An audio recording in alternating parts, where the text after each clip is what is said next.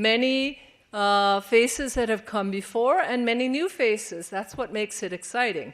We'd like to thank our planning committee that helped us make this all possible, and of course all of you that have helped us as well. This is our 5th annual, and the theme this year is Do-It-Yourself Health. I think all of you recognize why we all have to take a larger role in our own health, because there's no money, right? And nobody can help us better than ourselves. We're very excited that this year we have some exciting new topics to discuss. We have been warned that the sheriffs are enforcing parking. So if you're illegally parked, please move your vehicle. They will ticket, I've been told. I don't know, and I have never wanted to pay the fine to find out. If you parked at Queens, you should be in POB 1, POB 2, or Miller Street. If you're parked anywhere else, we cannot validate. If you're an exhibitor or a volunteer, please see my husband Glenn, who's wearing a gray shirt with the COPD Coalition. He's in the back waving his hands at the back of the auditorium, and he will help you. Okay. And there is restrooms right by the elevator down the stairs as you came in the front doors. My sister Wendy is going around with the yellow bag. Any orange entry forms anyone has, pass it to the aisles, please.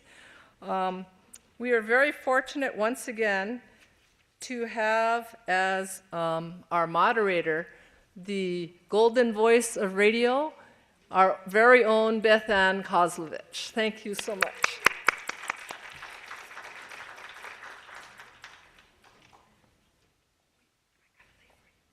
Oh, well, you want to give it to me afterwards? Okay, okay.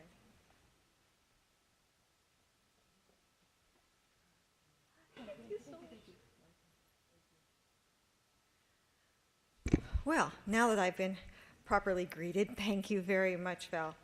I'm Beth Ann Kozlovich from Hawaii Public Radio. I'm the executive producer of all of our talk shows, co-host of The Conversation, and host of Town Square. Now? Better? Okay. This thing is not as sensitive as our mics. What?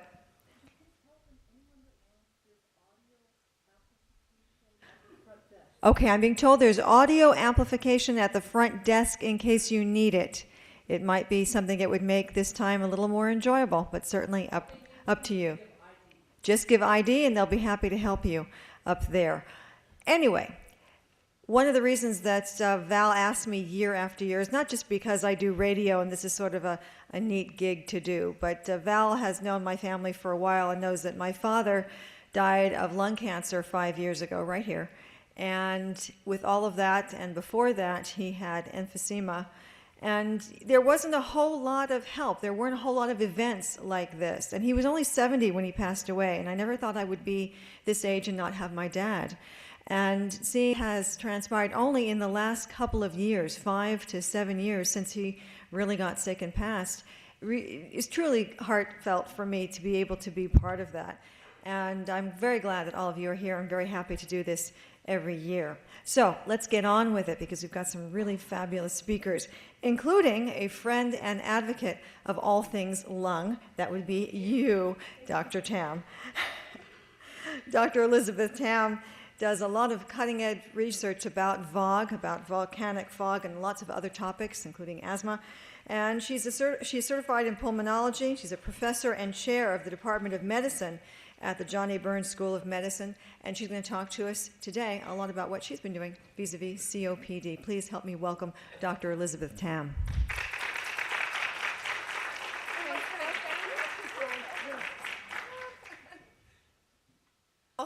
I was so happy to get involved in this talk. I love any kind of conference that says, do it yourself. I really think that's where we're going, and we ought to be taking care of ourselves. So I am professor and chair of the Department of Medicine, and we've been really busy. We have 60 new students coming in. We graduate 22 new residents in internal medicine. Chances are, if you have your physicians here in Hawaii, we supply 60% of them either come through the School of Medicine or the residency programs in medicine. And what I'm going to do here today is go over some of the new things, and rather than go over guideline by guideline, I'm going to work it in because I have just spent the summer breaking in new students and interns, and I think I'll let you in on a few secrets. And maybe then we can all work together with physicians and patients, and let's get on the same song sheet and really make a difference in the management of COPD. So I promise to give you some updates in a new fashion. What's new is the new guidelines. They've been updated. These are called the GO, the Global Initiatives in Obstructive Lung Disease. Let's see, we last saw you here last fall in 2010. November 2010, another conference convened, and they released their updates. They reviewed about hundreds of papers and experiments, and then they released the new guidelines in paper form in April 2011. So I'm going to touch on a few points of those. Now, a lot of it remains the same. COPD remains mainly a combination of diseases, disorders like emphysema, chronic bronchitis, and chronic asthma. But we're all defining them. They share a common definition in that there is airflow limitation that does not completely reverse. And I saw a lot of you up there getting your spirometry done. I'm going to come back to that. But we're trying to get down to the numbers that your FEV1 over FVC ratio is 70% or less than 70%. So you guys should be looking at your sheets that you got. I hope you gave everybody their own numbers, right? Okay, everyone has their numbers. Get ready. We're going to go over that a little bit. So this is what came out earlier this year, 2011. Although the conference was in 2010, it actually got released publicly just earlier this year. And this is what it covers: the definition, the burden, the risk factors, what happens, management, and practical considerations. I'm not going to cover all that in 25 minutes, okay? But just to update you on some. I mentioned that those three conditions lead to these airflow limitation states, okay, so that the FEV1 over FVC is less than 70%. You can see that whatever the severity, mild, moderate, severe, or very severe, they all have this less than 70 ratio, okay? And all this is saying is that you're able to breathe out in the first second only 70% of all the air you can breathe out in a full breath, okay? Usually, young people should be able to breathe out, 80%. So if you can't breathe it all out, that's an indication of airflow limitation. All right?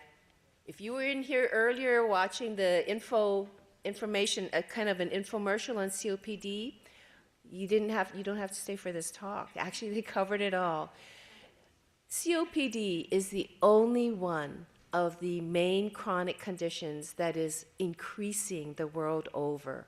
And you can see that between 1998 and 1965, it has gone up 2.5, almost 3 times, okay? Coronary heart disease, stroke, other cardiovascular disease, and other causes, they were high already in 1965, and we've been making inroads. They're beginning to come down, but COPD got away from us until now. Take care of that. The main point that the guidelines continue to say is that we can prevent it, we can treat it. There is hope. We can stop that trajectory of that curve, and we hope we can bring it down. Okay? Now I'm going to hit on some of these things and some of the changes and updates, but I think I'll do it like from your view, as if you're getting ready to go to the doctor. And since I know what we're trying to teach our future physicians, let's see if we can put it in this way. So as you're getting ready to go to see your doctor about your COPD, anticipate that your physician's going to want to know what your chief complaint is, the history, other medical history, your family history, medications, the review of systems from your head to toe, okay? A bit about the physical exam I'll share with you, and then we're going to focus a bit more on some of the testing, things that you're going to get numbers from, okay? So on your handout, I think you have this sheet. Keep in mind as we go through this, if we can start quantitating, put things in numbers, we can do things and help our own research, like how to compare ourselves from moment to moment, from year to year. You know, you can't go saying, I feel a little worse than last year. It's better to go, my score this year is this, or my FEV1 is this. Last year it was about the same. So try to change to numbers. We are trying to teach our physicians this as well. For one thing, then we don't have to read their writing. You know, just walk in there. You know, you don't have that much breath anyway, so why not just say, I'm 25 today, okay? Instead of going through all this, I got up 4 times, short of breath. You know, I think we can save ourselves a whole lot of breath by trying to use the numbers wisely. Okay, so these are going to come up as we go through your visit to the doctor. Now, I don't know if you walk in saying, my chief complaint is, okay, but we are asked to put that on your record. What is your chief complaint? Now, people with COPD, you know, it can be that cough or bringing up sputum, sometimes a wheeze, but there's usually breathlessness. And, you know, doctors sometimes say this impossible word with too many consonants in one row, dyspnea, shortness of breath. So, you know, sometimes you'll go through, well, they still do this. They go through this whole thing, you know, how many times you wake up per night and all that. But we have now several instruments that we've been developing after many years of research. And I think maybe we can start adopting this, especially among people who deal a lot with lung disease, all right? One is something that came out of Canada, the Modified Medical Research Council, or MMRC scale, and another one that's commonly used is the Borg dyspnea scale, okay? These were started as research tools, but they're handy because they help you do a bit of quantitation. Now, this is the Medical Research Council one. It's on your handout. And you can see that the higher the number, the higher the grade, the worse your symptoms are. Okay, now I want to just see how this audience is. How many of you feel like a 1 today? I'm a 1. Okay, 2. Okay, 3. 4. Okay, that's about right. And I know you're not a 5 because you're here.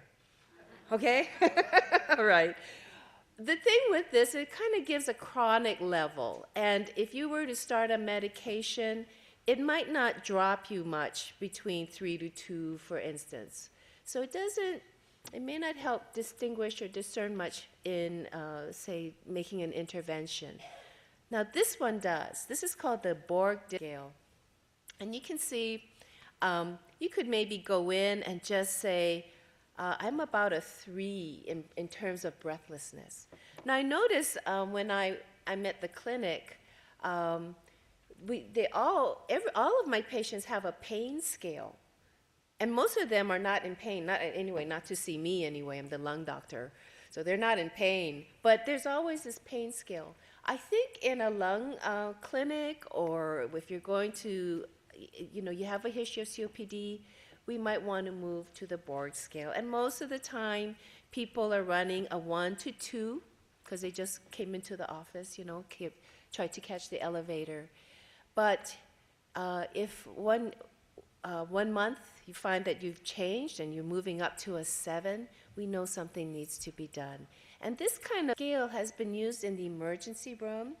So someone comes in, they're feeling like a 7.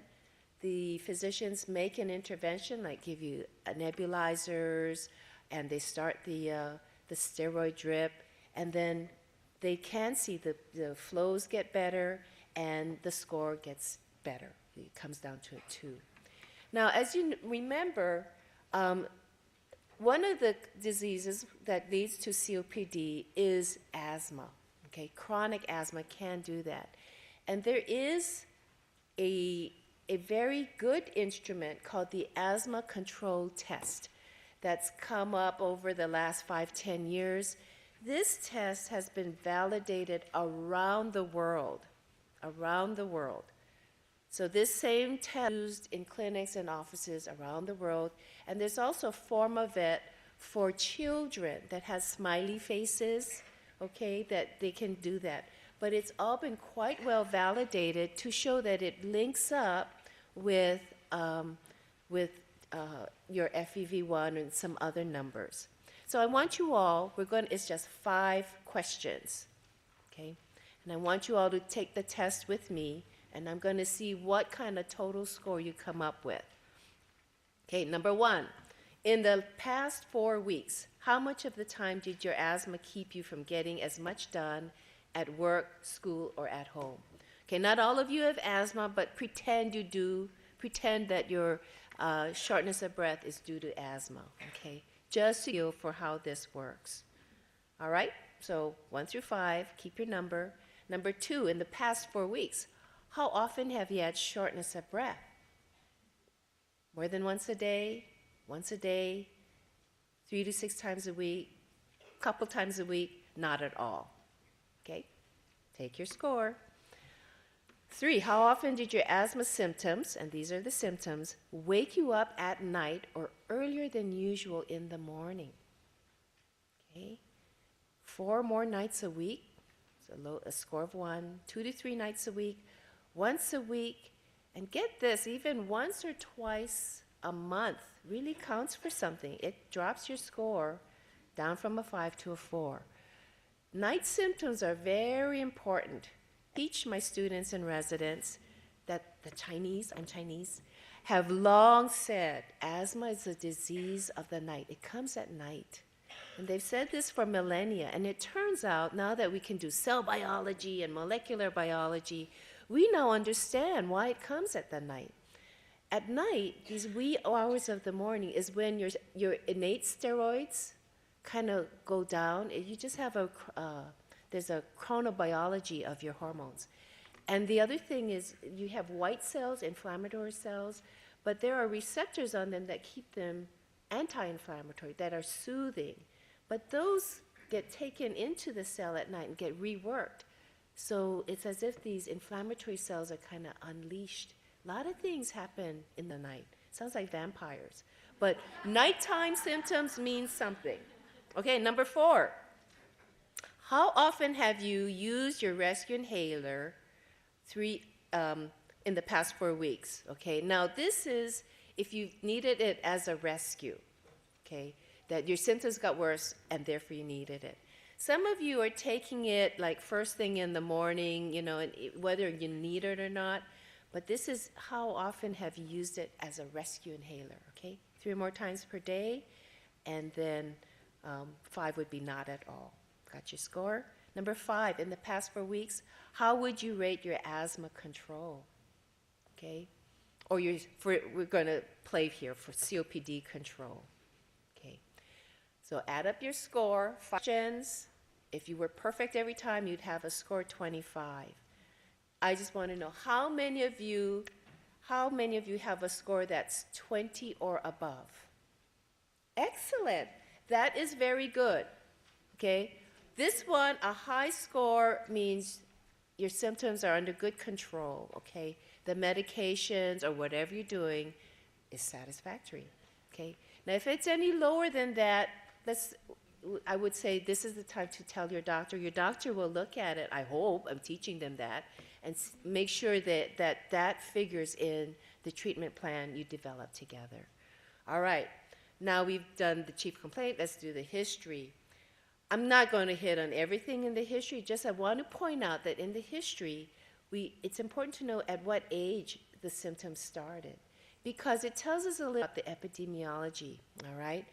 And COPD increases with age, and it increases with smoking or any burden of smoking.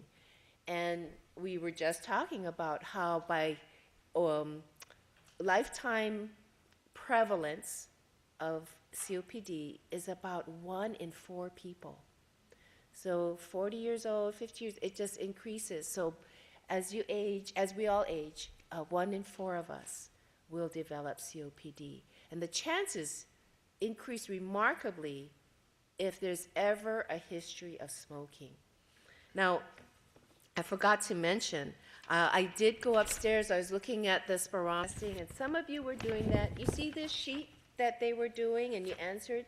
You see some of the questions are showing up here. I mean, very similar. So the smoking is so important. At least about 3/4 of people who have COPD were exposed to smoke or noxious particles at some point in their life, either their own smoking or the smoking of others, okay? So if you have smoked, I ask my physicians to note at the age you started, age that they quit, how many packs per day at the maximum, okay? And then we have this number, we call it a pack year. So if you smoke 10 packs a day, that's 100 pack years. And that's just as bad as someone who smoked, hard to smoke 100 years, but let's see, 25 years, 4 packs a day, okay? But you can see you go the number of years smoking times the packs per day, and you get pack year.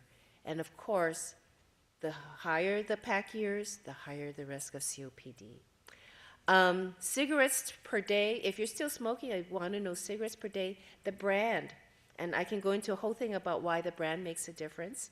But it tells a lot about how we're going to intervene in helping you stop smoking.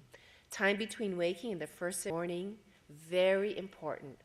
If you're still smoking, I hope your doctor asks you and you keep track of how long between the time you wake up and the time you smoke. I mean, I even go, did you shishi first? You know, okay. Because I have people who would wake up at 3 in the morning, have a cigarette in order to get out at 6 in the morning. Because remember, that first morning cigarette breaks a fast. Usually the last cigarette was 8 hours earlier, right, before bedtime. So it's all going to be important. Past or other medical history, I put tuberculosis first here because this is one of the new things in the new guidelines. It's now been shown that a history of tuberculosis is an independent risk factor for COPD, independent of age and independent of smoking even. Okay, and tuberculosis is very important in Hawaii. Hawaii is always number 1 or 2 with New York for the incidence and prevalence of tuberculosis. So keep an eye out for that. Allergies, hay fever, eczema, again, because there's a tie-in with asthma and it can be associated with lung disease. The important thing we point out in COPD, because of the age and the smoking association, there are often other comorbidities. Cancer is one, heart disease, stroke, or depression. And this is one that is now showing in the new guidelines. We now understand that there is an association with COPD and anxiety or depression. With cancer, I share with Beth Ann, my dad also died of smoking. And so I dedicate my life and my career to his life and saving others from it. Okay. Medications. Now, these are not medications, but I have to tell you, these things are the only items that really have been shown to change the decline in lung function or change longevity. They do decrease mortality. Okay, stopping smoking, number one. Okay, vaccines. Okay, now pneumovax, if you're over age 60, you should have had a pneumovax, and then if you're 75, you should have had even another one. All right. And it does decrease the incidence of pneumonia, but it hasn't been shown yet to decrease mortality. Flu vaccines do. That hands down. Flu vaccines every year, that decreases your mortality. Okay? Oxygen is the other thing. If you need oxygen, take it. This one will improve and lengthen your life. Okay? Now, the other things are medications. They're great for symptom relief. They increase your activity. They're excellent. The thing with these medications, the inhalers, please bring them with you to the doctor's office. Okay? Because chances are, if I taught them, I'm going to tell your doctor's going to ask you to demonstrate how you use it. And we want to make sure, because it's very important that you take your medications, your inhalers, the right way. As it is, even under the best circumstances, only about 10% of that puff is getting down to where we want it. And if you lose any part of that, you're not getting the efficacy you need, okay? Let me go over some of these later, maybe among you, but I'm going to move on to some of these other things. The physical exam, your doctor's, of course, going to listen to your lungs and all that, but I want you to pay attention to your weight and understand how you derive your body mass index. Optimum is 25 or less. Well, between 20 and 25, your body mass index. Being obese it just makes you breathe more in and of itself. Yet that with COPD, that's hard to manage. And then if you start to lose weight, that's also a bad sign that the COPD is progressing, or perhaps that there's another comorbidity that we need to look at. So watch the weight and body mass index. We're going to look at cough, posture, respiratory rate, pursed lip breathing, and how long it takes for you to get your breath out. Most of us, it's a 1-to-1 ratio, in, out. Okay? If your airflow is limited, it can take 5 to 6 times as long to get your air out, okay? And watch swelling of the feet, because if your lungs are not getting enough air, the pulmonary vessels will tighten down, the heart's going to have to beat a little harder, and sometimes the fluid backs up, so we're watching for that. Things you can watch for as well. Some note about testing, this is where the other numbers are going to come in. I'm glad to see, I think all of you, if you haven't done it already, you're going to do it at noon, I hope. Go get your numbers, spirometry. The first thing I want to see is that we calculate how much of your full breath you can get out in that first second. Okay, in the first second, it's the FEV1, and FVC is the full exhaled breath. So generally, if you can't get out 70% of that, that's what we call COPD.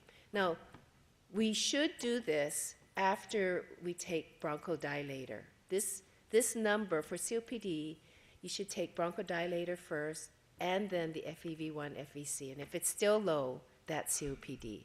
If it improves after bronchodilator, then that's asthma. Okay? Asthma, you can go away completely. The other number we look at is just how much you can breathe out in the first second. This is usually what the curve looks like in someone who's got airflow limitation on a little lower. So this is seconds, and this is how much volume came out. All right, and just to show you, this is 1 liter, okay? And then this is 2 liter. So usually in one breath, it's showing you here, well, most of you are probably more like, should be 3 liters or so, but 2 liters, and then they took a bronchodilator and they could breathe out a little more. The other thing I want to point out, see this volume? Say your FEV1 is 2 liters. If you continue to smoke, you might as well take 4 tablespoons out of that every year. Okay? If you smoke, you lose 60 cc's a year or more. And most of us, I'm sorry, age alone, we take about a tablespoon out every year just from aging, okay? But if you continue to smoke or get exposed to smog, you lose a lot more volume more quickly. Just to show you, technology is really advanced. You can now get something that will show FEV1 and the peak flow for about $75.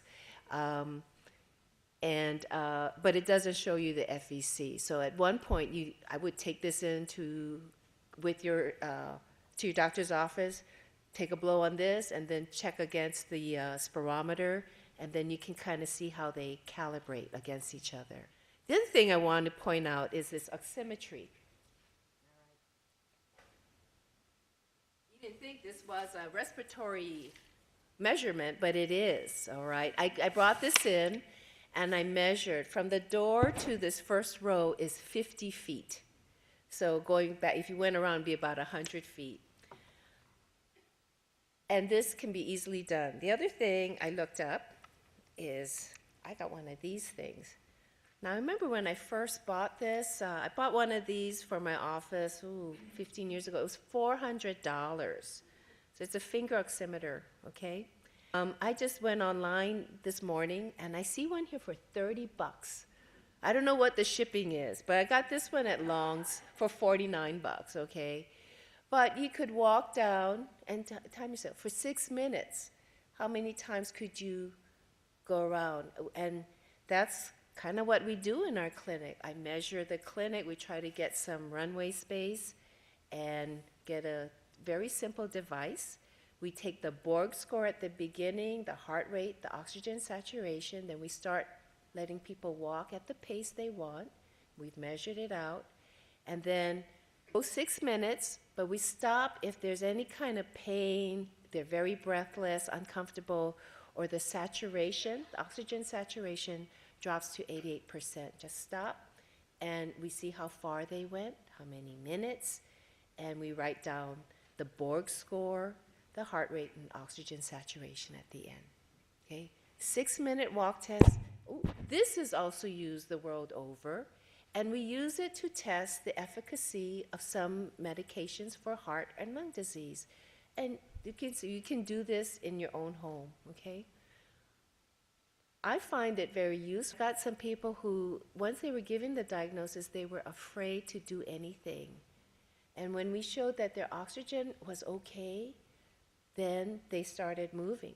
Because exercise is actually a very important remedy in COPD. It is part of the management.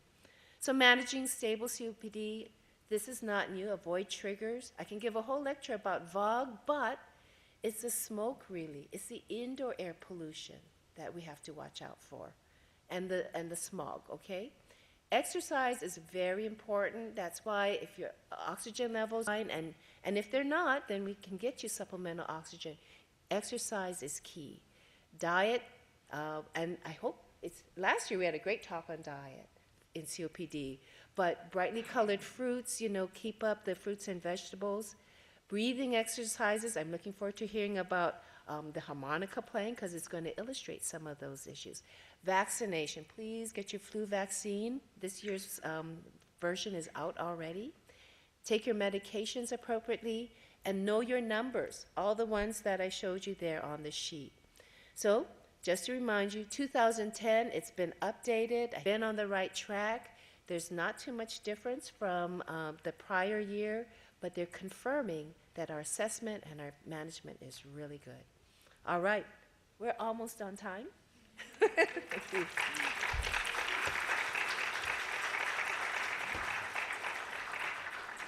Do we have time for questions or no? Later? Okay, after panel. Okay.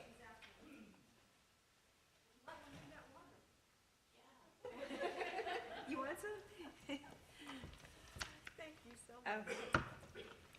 Need help with those goodies? Thank you, Dr. Tam, so much. And there we go. See, I went paperless, so we wouldn't have to print off all of the notes. You just heard Dr. Tam talk about the harmonica demonstration. Well, we're about ready to get it. We have Robert Omora here, and he is an asthma patient at Kaiser. He's been the administrator of many programs. He's currently the volunteer harmonica instructor and conductor of the Small World Harmonica Band. And he's going to show us what this can do for those of us with COPD and those of us who just want to have a whole heck of a lot of fun too. It's a good thing. Robert Omora, thank you very much for being here.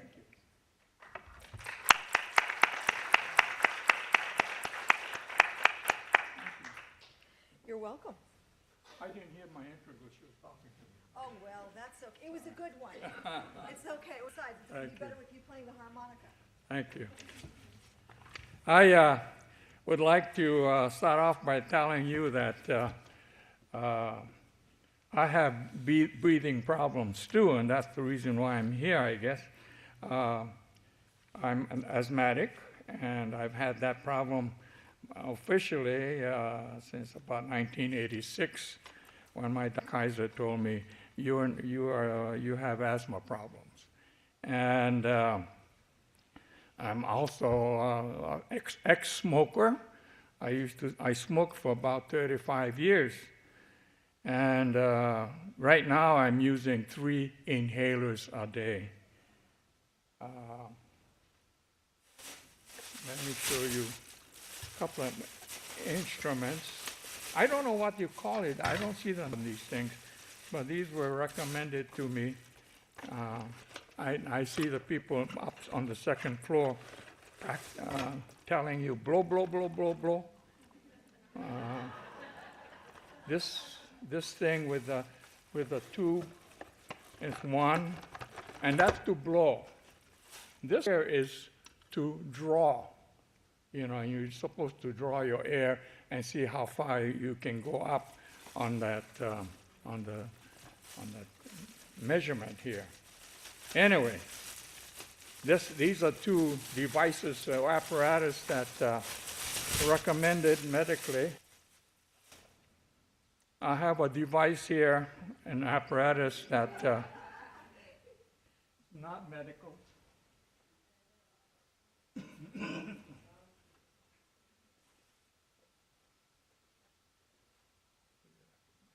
Okay, here's one. I got several of these, but anyway, I brought what we call a harmonica. And the harmonica really came from, the concept of the harmonica originated in China 5,000 years ago. And if you are familiar with Asian music, Chinese or Japanese or Korean, see them use, and they still use it today. It's an instrument called the shung. And the shung is made out of bamboo reeds. I was watching a TV program about China the other night, and these guys, there were about 10 or 15 of them playing with a shung that was about 5 feet long. Anyway, it's all made of bamboo reeds. Now, bamboo reeds were taken to Europe by the silk traders back in about 1,000, 2,000 years ago. And the Europeans developed what is now known as the harmonica. I mean, they didn't have bamboo in Europe, so they had to use metal to make the reeds. And that's how we got the harmonica. Yeah, and the harmonica is probably the world's most popular instrument. I guess drums and string instruments are also popular, but this is one of the few musical instruments that almost everybody can pick up and play.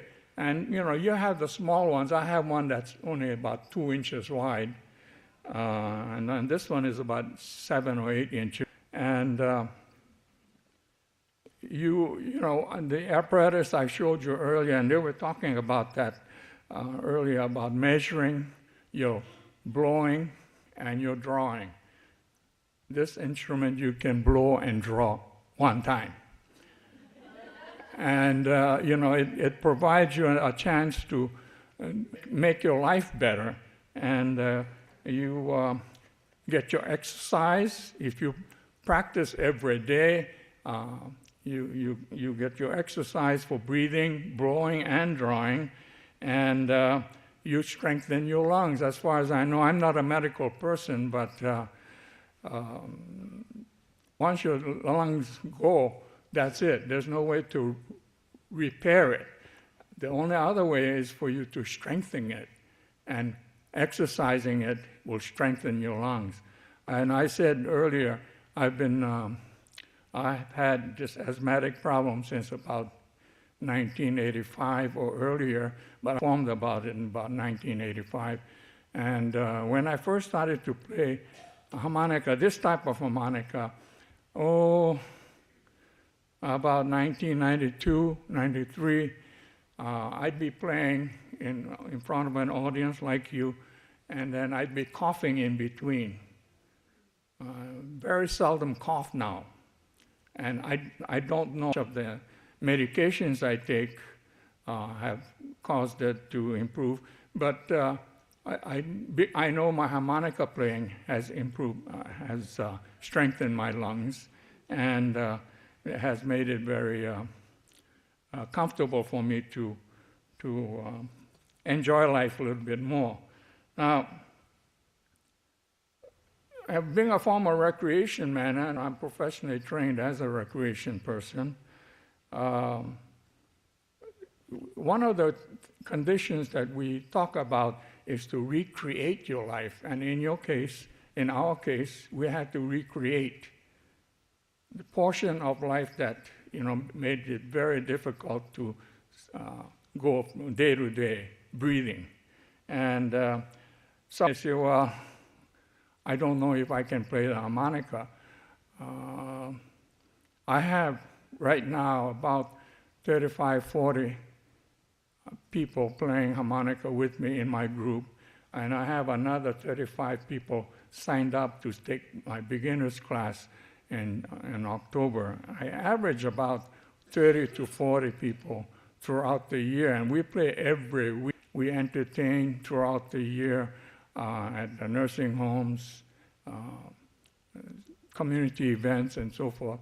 And we play music that are familiar to people in our age category. It's very interesting. Young kids today don't play the harmonica, except for the small ones that they use in rock and roll type blues band type music accompaniment. But we use the harmonica in more.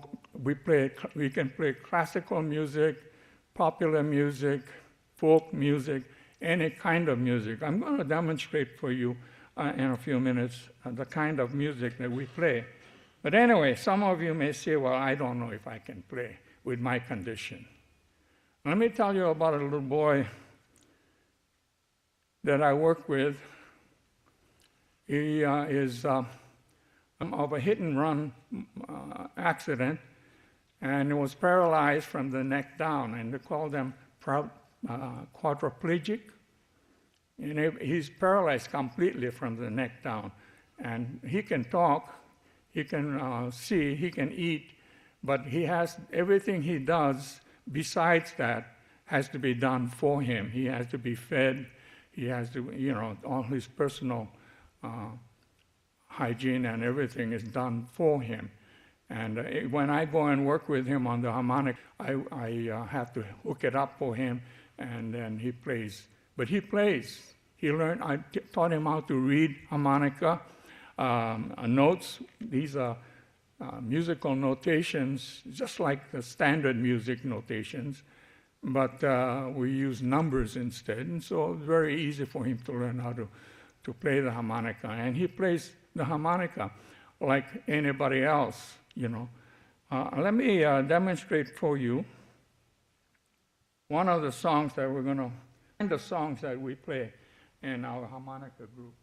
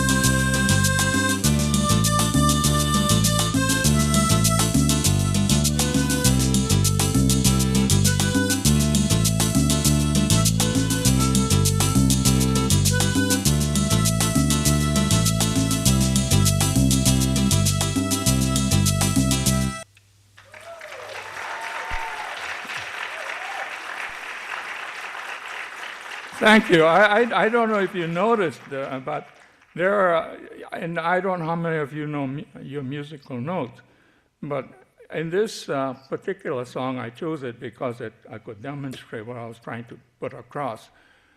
There's a portion in there where I draw. That's a draw, and I draw for 6 measures. And 6 measures, and each has 4 beats. That's 24 beats that I'm drawing. And then, of course, I'm blowing in between. The blow is about 2 measures at the most. But the draw is where I'm drawing. And you can't get any better exercise for your lungs and strengthen your lungs than by blowing the harmonica. And it's you're enjoying life, and you are recreating your life and when you do this. So I highly recommend people take up music, and almost everybody enjoys music. And there are different things that you can do to strengthen your lungs.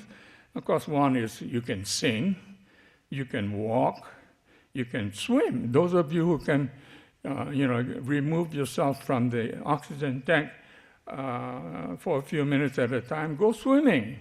I don't know if you noticed, but those of you who have phlegm build up all the time, if you go into salt water in the ocean especially, you come out clean. Every time you spit or blow out, all that phlegm comes out. And swimming is one of the best exercises. I used to teach swimming to hundreds of kids when I was in recreation, and it's one of the best exercises you can do. And then, of course, you play the harmonica. So if you do all of these things, you're going to have a better life and enjoy yourself a little bit more. Thank you.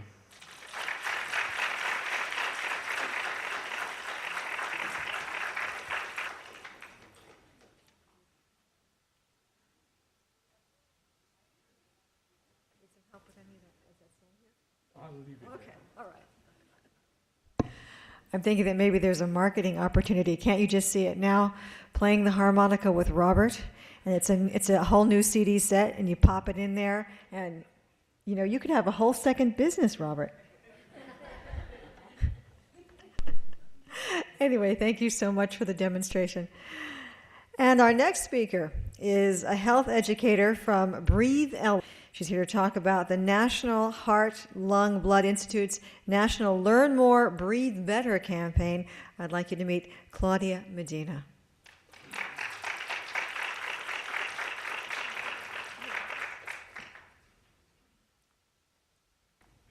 Good morning, everyone. Please let me know if you are having trouble hearing me. And thank you for the nice welcome.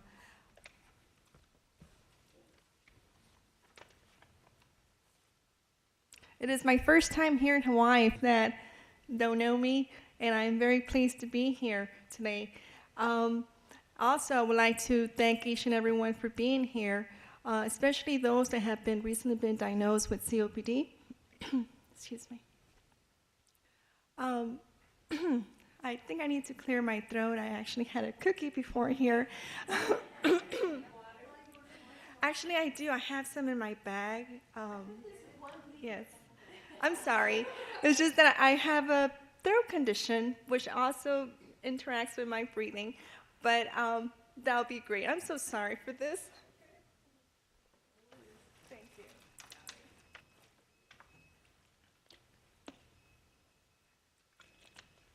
This is very awkward. I've never taken a sip of water in real lifetime webcam. Anyway, having said that, I was saying, I wanted to thank and congratulate those that are here today and that have recently been diagnosed with COPD, but also to acknowledge that there are many people out there that are undiagnosed with COPD that their breath of life is being highly affected, and this is why Breathe LA has joined the COPD Learn Better Breather campaign to raise and strengthen the COPD network so that we can continue to outreach to the public and raise awareness of COPD. So I'm here today to inform you of additional COPD educational resources that Breathe the Lay and the NHLBI COPD Learn Better Breathers campaign has here to offer you. We also provided some materials that I believe Valerie has displayed, and it's being introduced to you in addition to the portion of the conference. Do I just click here? I don't know if you can hear my voice. I'm a little bit nervous. Let's see. I just click. There you go. Great. Pardon me? Great. Thank you. I feel much better now. So before I continue, I also wanted to take a moment to acknowledge one of our current funders, as I mentioned them and have mentioned them constantly. But Breathe the Lay continues to be very, very grateful for their continuous support.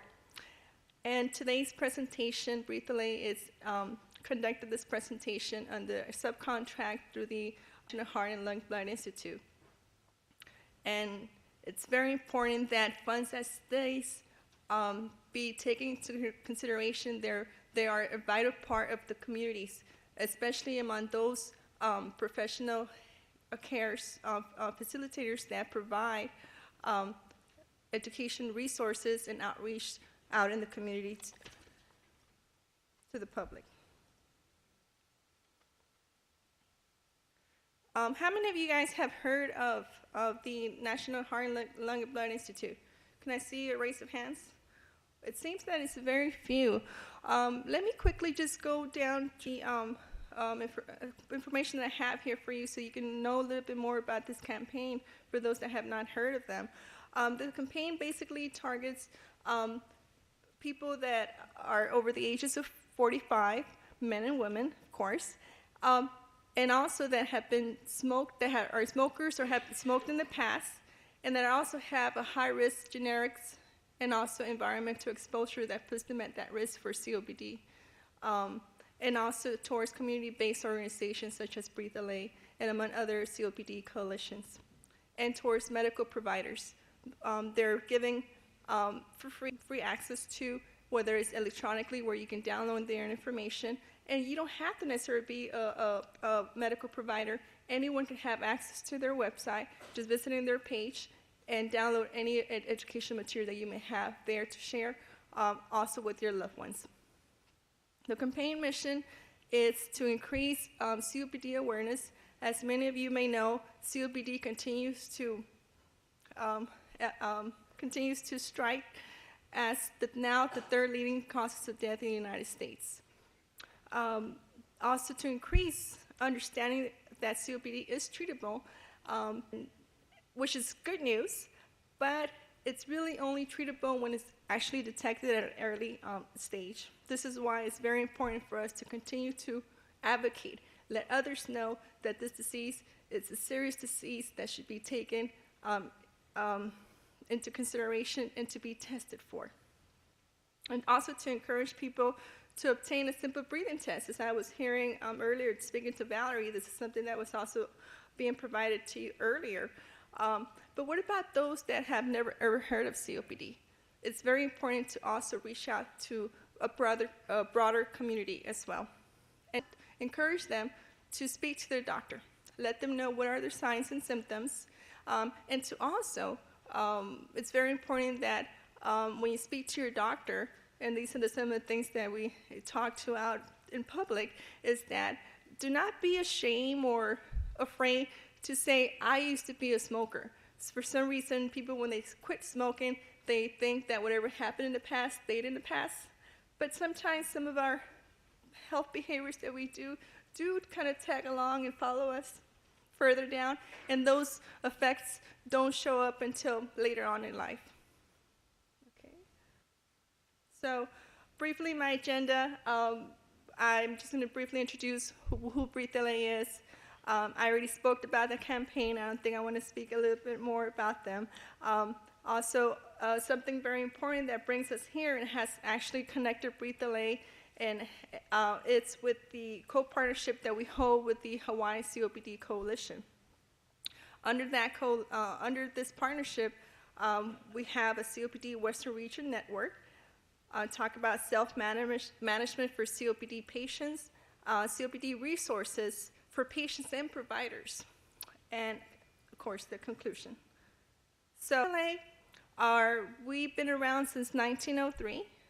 And that's a very, very long time, longer than many of you have been here. And our main mission and purpose of Assistant is to promote clean air, healthy lungs through research, education, advocacy, and technology. And I've been with my organization for almost 3 years now. The COPD Western Region Network, we're serving as a leadership partnership, and we're providing services to allow implement and promote COPD education events. We are also facilitating COPD region events, working with Hawaii, Arizona, Nevada, and Northern California and Southern California, where we actually reside.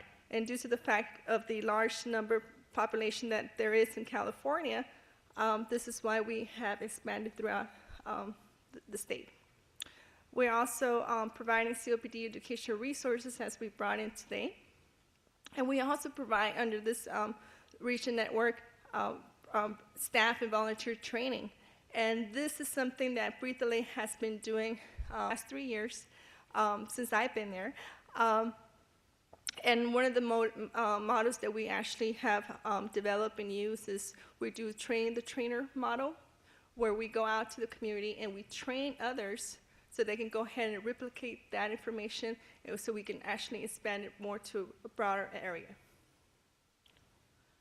So a little bit about the some of the services that we have. We have community-based services and professional support for those that are already engaging out in the community and screening, providing lung capacity exams out in the public, and as well as training stations, and therefore.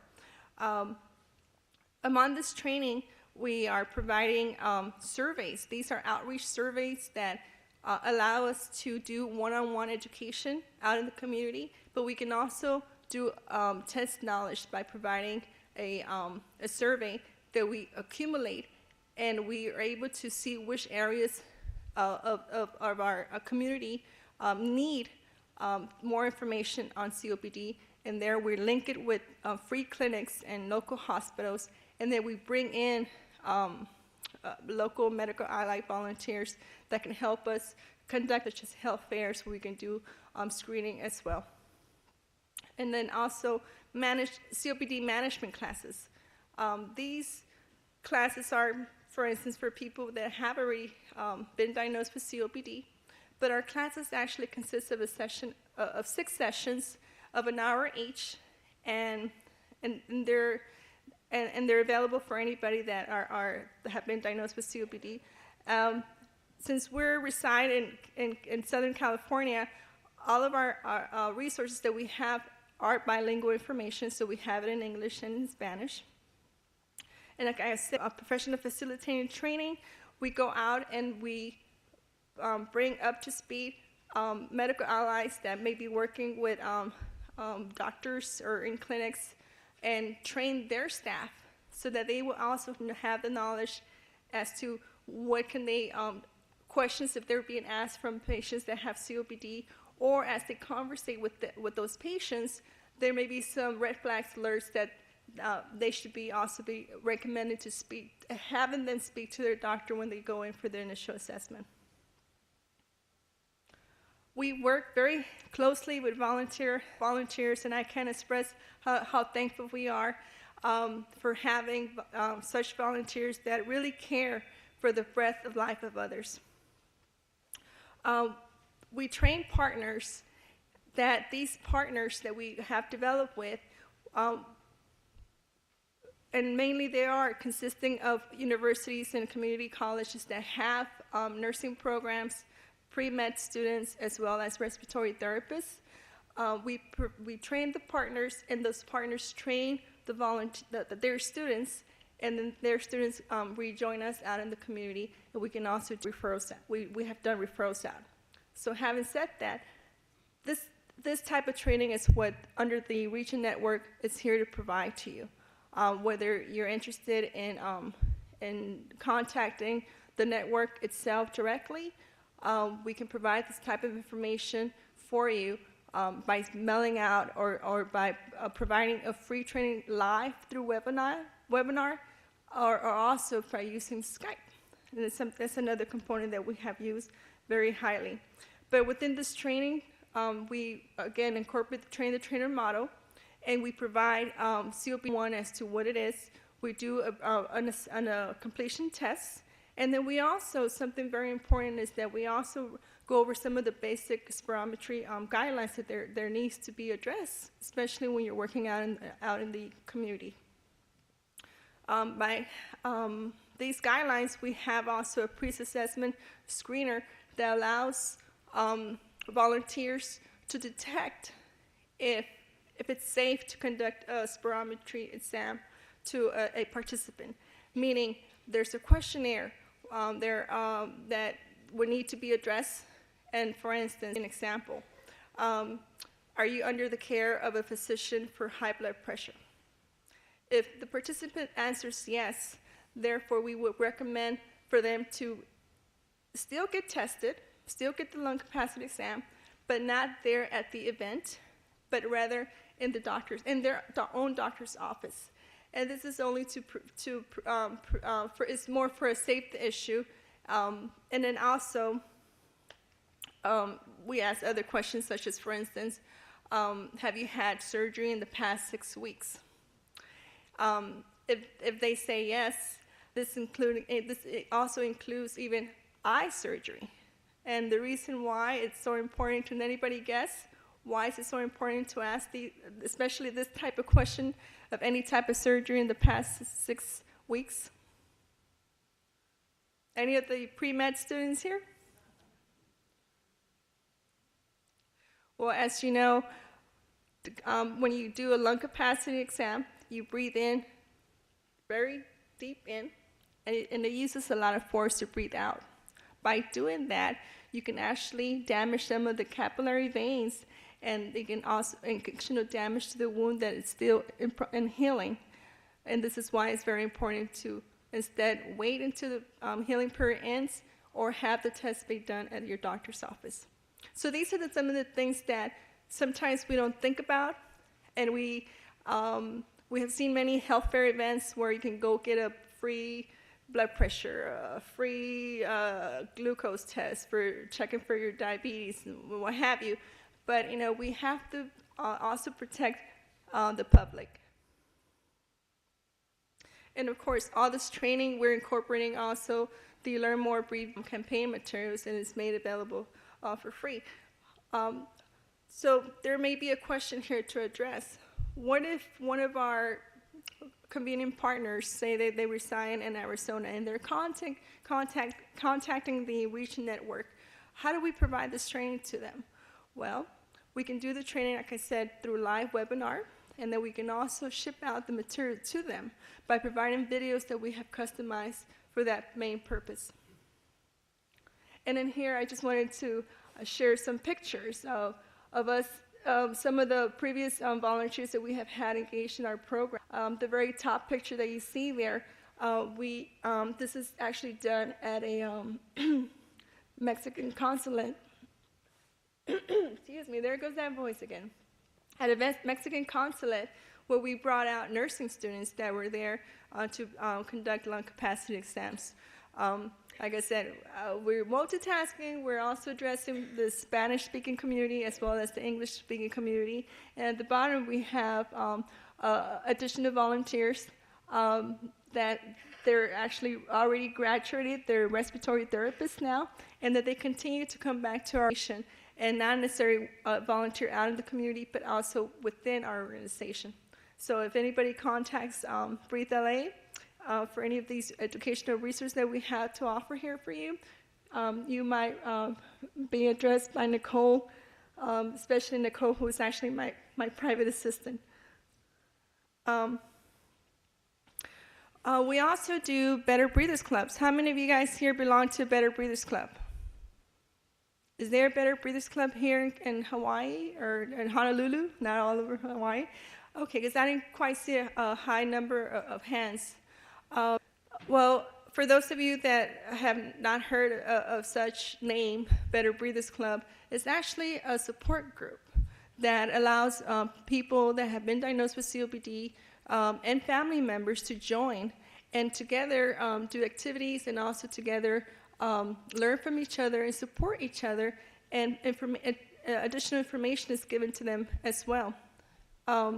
It's my understanding, at least with California, these Better Breeders Clubs are free, and they also involve in newsletters where it keeps them up to date information as to what's going on in the process of new findings with COPD, as well as club member activities. These activities, some of our Better Breeders Clubs, they actually go out and they'll rent a bus transportation and they'll go off to Laughlin, Nevada, or they go off to Las Vegas, or they'll just go to a local church together and play bingo and what have you. So it's a very, very, very active support group.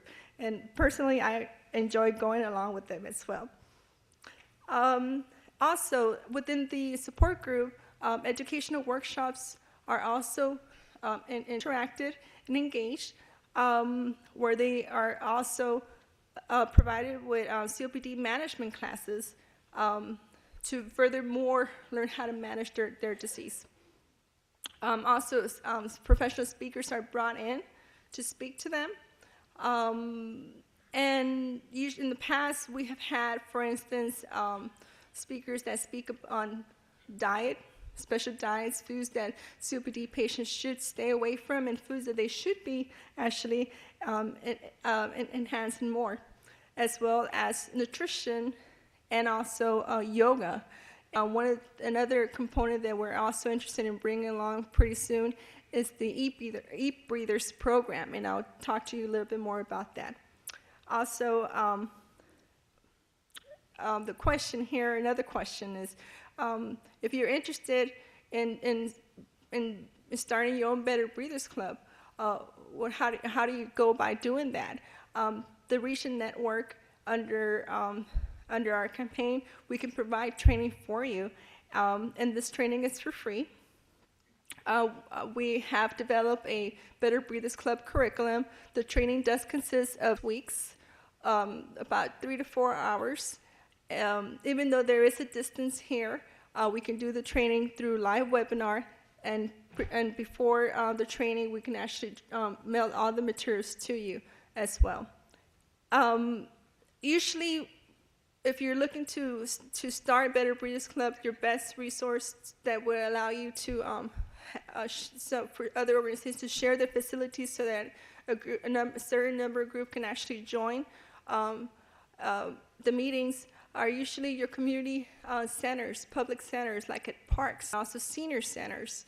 And here in Hawaii, I'm pretty sure that if you were to contact the Hawaiian COPD Coalition, they're going to actually give you more information about that. Here we have a picture of one of our Better Breathers Clubs that we actually have at a pulmonary rehab center, which is another also good place that to join and form a support group. We also have the Eat Breathers program. How many of you guys heard of this program? I believe that Margaret Neal, who used to, she's a nurse practitioner that developed this program, and that we in the past, Breathe LA in the past, has provided funding for her research, where she did her study, and through real live interactive telehealth, and using the Skype. How many of you guys know what Skype means? Because I may be not using terms here that you're not familiar with. Okay, it's a online program that is free. It's downloadable to a device, your computer, or laptop, and that allows you to communicate in live, at real time, to others. So you can actually see the person you're communicating with, same as what you see there in the picture. So for those that have COPD, sometimes it's difficult, especially if you're not having a good day, to commute to other locations, to walk to other locations, to drive to other locations, or to even just get it out of bed. It just makes it a little bit more difficult at times. So this is an excellent program that will allow self-management for people that have COPD. And we also have access to, we're just finishing up the piling to the program, but it will also be accessible to anyone that's interested in bringing such program to their current facilities for COPD patients. So what does that consist of? It consists of teaching using the Presley breathing method. Are you guys familiar with the Presley breathing method? Because right now I'm about to want to use it because it's very relaxed. Okay. Oh, great. So, okay, excellent. And then also consists of a laptop and internet access, of course, and then using the Skype software and an oximeter as well. So you usually have a nurse, a respiratory therapist, or your own physician that can guide you and teach you on these methods and how to use the Presley breathing that's going to be demonstrated later on, excuse me. And the main purpose of this is actually to help to reduce shortness of breath. Once you are introduced to the Presley breathing method, you can actually use that at any place that you may be when you feel that shortness of breath is actually coming on. As I was mentioned, Margaret Neal, who developed this program, also within her studies demonstrated that after 12 weeks of her focus group that she conducted the study with, show a significant reduce of shortness of breath. So it has been proven to be quite effective. So just to wrap up because I've been told that I'm running out of time. We also have media and resources. We have videos that we can provide to you, or you can visit our website to download. On COPD orientation, they're usually about 10 minutes long, and these are also provided bilingual, and then also educational lung capacity exams, videos that can be utilized when you're out in the public, especially if you want to engage in raising COPD awareness. And then also we have videos on testimonies from others that have gone before us, but have also used to belong to our Better Breathers Clubs that have given their testimonies of what it was or what it is to actually live with COPD, and also to encourage others to stop smoking. And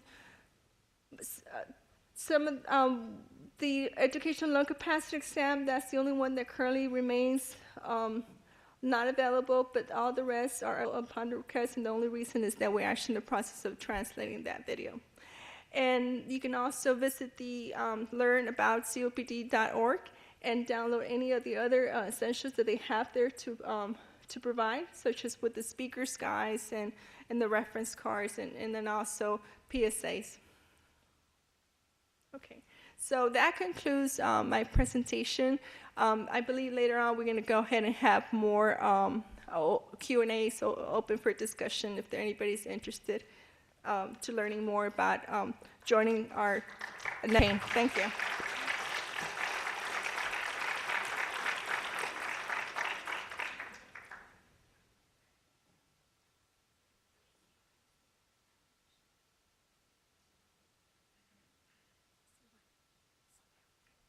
They're gone. Perfect. They're okay. Perfect. Thanks very much, Claudia. It's always helpful to hear what's happening regionally and nationally, too, and how that interfaces with what we're doing here. Next, we have two attorneys, George Massengale, who's a legislative strategist and advocate, and one you all know by now, Valerie Chang, who is a retired judge, the executive director and co-founder of Hawaii COPD Coalition, as well as a patient advocate. They don't need a whole lot more of introduction, do you? Where are you? There's George.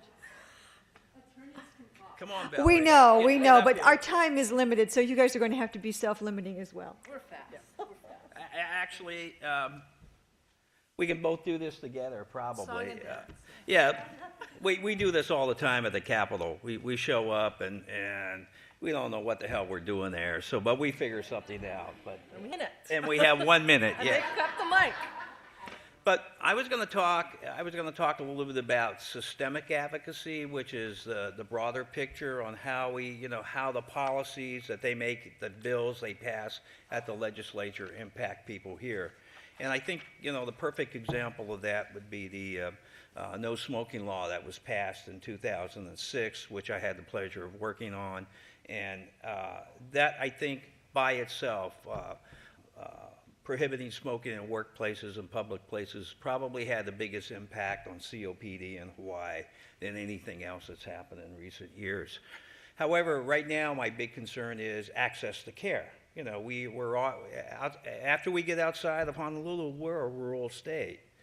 So what do we do about Hana or people in Hilo who do have COPD or other chronic diseases that need to get treatment? Many times they have to fly over here, get their treatment over here. They have to take off from work, or they have to bring a family member with them. So it's quite costly. So I'm very interested in making sure that the people in the square building across the street do them in the future. And one of the other issues, George, that has been mentioned by Liz Tam and some of the other speakers is that some of us need oxygen to fly.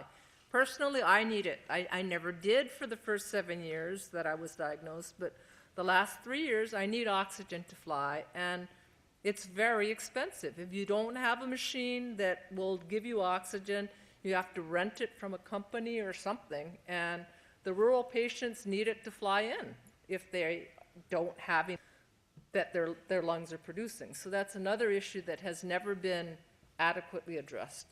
Go ahead. And Valerie, I'll just use Valerie's example. Valerie and I have talked about that and what do we need to do to get that going. And so that's something that we'll be discussing further. I know there are a number of supply of oxygen equipment. Upstairs. Yeah, upstairs even. Maybe we need a law that requests that people can rent equipment for 2 or 3 days. That there's some type of minimum rental instead of a maximum rental. So something to think about. Well, actually, the FAA is actually considering it, but given the current state of the budget, that has been tabled for quite a while.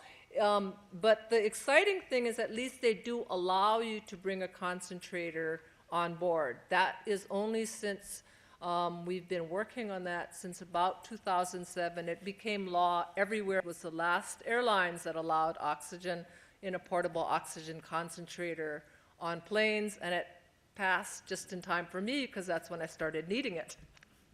But do you want to tell them more about how to be an advocate? Do they have to be a professional like you, George? Absolutely. Or can they be just That- any of us?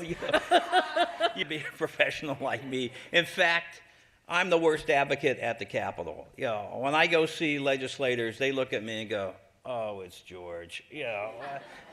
I guess I got to see him because he's representing the Cancer Society here today.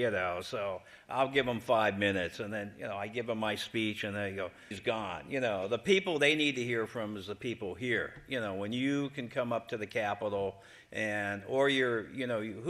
how many people know who their representative is, state representative? That's a good number. Hey, I'm impressed. That's the perfect person to start with. When you make an appointment with your state representative and you go to their office as a constituent from their district, they'll listen to you first before they listen to me. And the other lobbyists that hang out at the Capitol. So that's the first place to start. But I know Valerie was going to talk a little bit more about self-advocacy, so I'll just turn most of this over to her and step back. Well, an exciting opportunity all of you have. If you have a calendar, you can mark it down. October 8th, Kahala Mall from 10 to 2. Everyone knows where Kahala Mall is. Our elected officials will be there. They're going to be there for a health fair. You can also see many of the exhibitors there. They're also going to be doing a check presentation. They're giving us a check that Kaiser Permanente has awarded us for $25,000. But this will be an opportunity for you to talk to them out in the community. So far, Suzanne Chan Oakland, Representative Mark Hashem, and City Councilman Stanley Chang have agreed to come. I'm going to be calling the other people in the area and see if any of them are also going to be attending. That's an opportunity to do one-on-one. You don't have to go find parking. Kalamal has lots of parking. You can tell them your concern and see them out in the community. They can see some of the issues we're facing. As George says, I was going to do the how to be an advocate, since this is the do-it-yourself health. One of the reasons we have to advocate is this graph here. As you can see, there's 141,000 plus deaths every year from COPD, and there's only 11,000 plus from AIDS. Somehow AIDS gets $3 billion a year in funding, and COPD gets 118 million. There's some sort of an imbalance here, and I don't think enough of our elected people know it. Especially since 1 in 4 of us are at risk of becoming COPD patients. So I think all of us need to raise our voices and say, you know, this is something we should all be talking about. We should be at the table. Electronic medical records are here. Where is COPD? Where is tobacco cessation on these electronic medical records? Where is asthma control? Where are these things so that we can make sure our state and our nation has the best health we can? So this is one way we can all, this can be printed, it's online. I can send it to anybody that wants it. I'll put it in our next newsletter as well. This is just one of the facts from NIH CDC. So it is something that is really not controversial, it's there.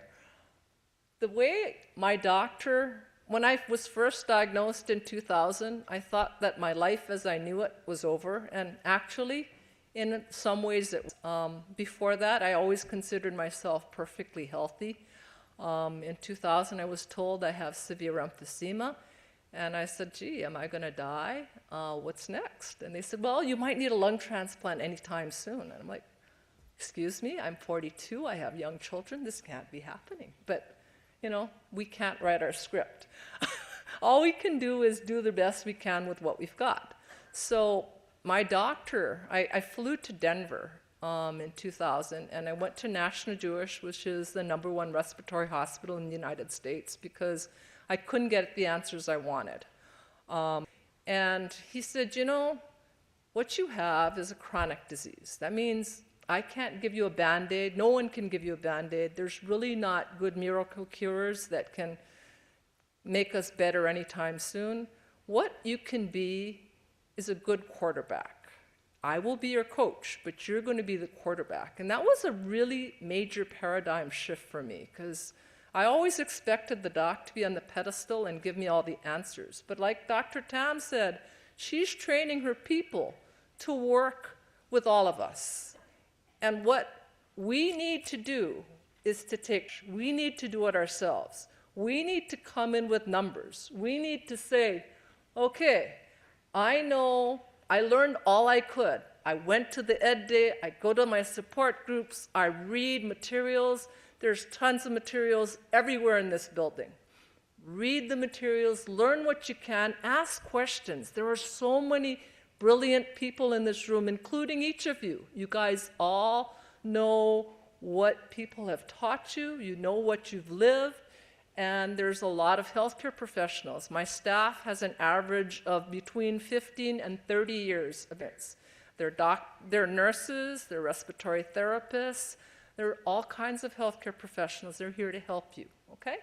And then we need to be a good detective reporter. By that, we mean we have to ask questions. We have to ask, how am I doing? How can I do better? What can I do to make myself healthier? How can I be a better partner? We have to ask ourselves, and we have to ask our healthcare professionals. And the doctors have very limited time. Honestly, they have all kinds of time pressures, so we can't put it all on them. we have to ask our pharmacists, we have to ask the nurse, we have to other people, and we have to ask each other, because that way the questions that only the doctor can ask, we can reserve for the doctor. But there's a ton of questions the pharmacist can answer. The pharmacists are specially trained on how our meds work together, which ones maybe we should not take together, all kinds of things that we don't really think about. And they can even do whether we're using our inhalers well, whether we could use them better, whether our technique is as good as it could be. And then we got to form solid partnerships, which means, even if we're upset because we waited in the waiting room longer than we wanted to, we got to understand maybe the other patient had, major crisis, maybe their diabetes is not under good control, so it took a little longer. So, as long as we keep our partnerships and we say, I understand, must have been a tough day, and we have our questions in order.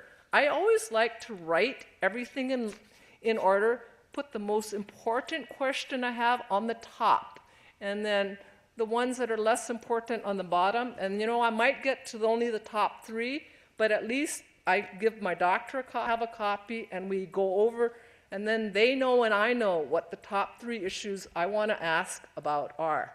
And then we can have a more centered visit so that I'm not going here and there. Oh yeah, my foot is bothering, but I'm here for my lungs. Oh yeah, I'm here for my lungs.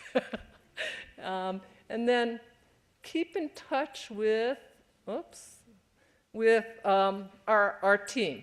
We have to make sure that our doctors still are not good at mind reading, and our pharmacists too.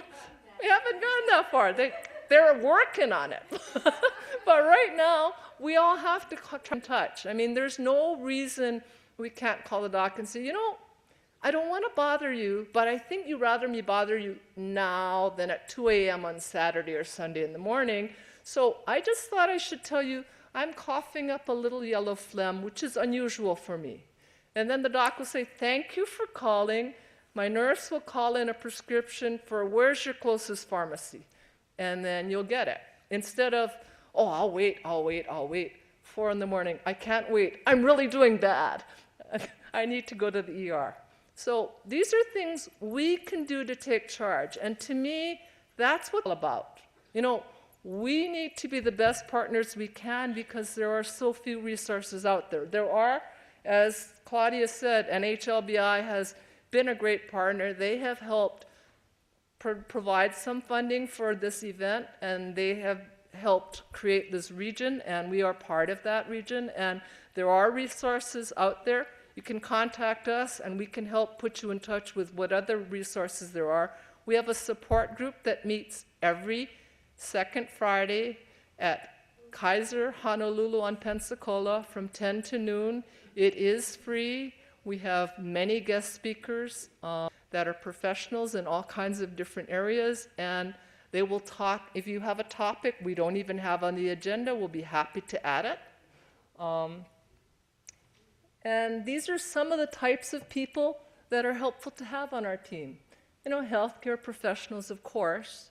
Family, that's my wonderful husband that has been running around like a maniac and been very understanding. My 2 children, my son is our webmaster, my daughter tries to help make our website a little less boring. And then we need to be in touch, whether it's by email, by computer, by phone, by face-to-face meetings. And we need to use all of those things to be as current as we can. And this is one of our support group meetings. Dr. Ray Sykes with palliative care at Kaiser was our guest speaker at that. Uncle Joe is there. Many of you see familiar faces there. And I think together we're always much stronger than individually, and I'd like to thank George for helping us make the point that together we can advocate better for ourselves and work better as a team with our docs, healthcare team.